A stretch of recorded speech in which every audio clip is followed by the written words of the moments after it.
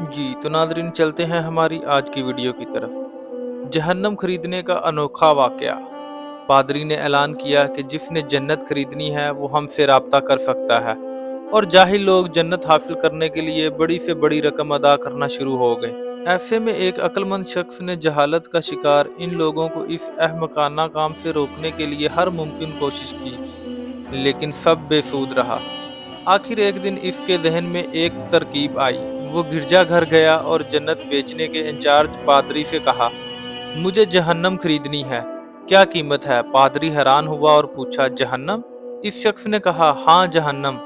پادری خوش ہوا کہ اب جہنم بیچ کر بھی کمائی کر سکتا ہوں، لہذا سوچے بغیر اس آدمی نے جلدی جلدی رقم ادا کی اور کہا، جہنم کی دستاویز دے دو۔ پادری نے کاغذ کے ایک ٹکڑے پر لکھا، جہنم کی دستاویز۔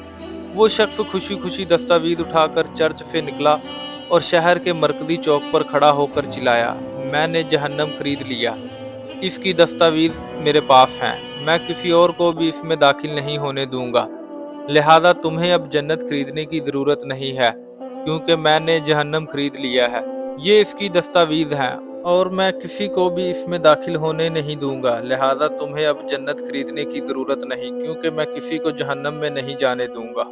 اور یہ شخص تھا سقراط، جس نے اپنے اس اقدام سے لوگوں کو ان کی لا علمی کی وجہ سے کی جانے والی حماقت سے نجات دلائی۔ جو لوگ تحقیق نہیں کرتے وہ آسانی سے پروپیگنڈے کا شکار ہو جاتے ہیں۔ تو ناظرین، آپ کو میری ویڈیو کیسی لگی کمنٹ کر کے ضرور بتائیے گا، میرے چینل کو سبسکرائب کریں۔